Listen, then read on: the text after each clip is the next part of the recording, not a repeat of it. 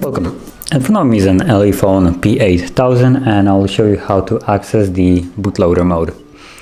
So we'll need to start off by powering off the phone using the power key. Hold it till you get the option to actually power off the phone. Tap on it and confirm it. Now the phone will shut off, which was indicated by the vibration that you might have just heard. And once it has, we'll hold the volume up and power key together, so these two.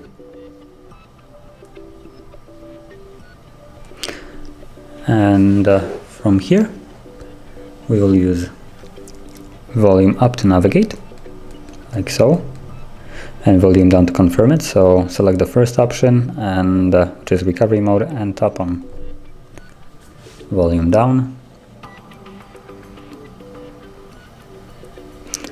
And once you see this, no command, hold power key and tap volume up once. And now we're in recovery mode, which we get to actually use both of the volume keys to navigate through here. Volume up and down, and power key to confirm it. So we want to select reboot to bootloader, which is right here, and confirm it with the power key.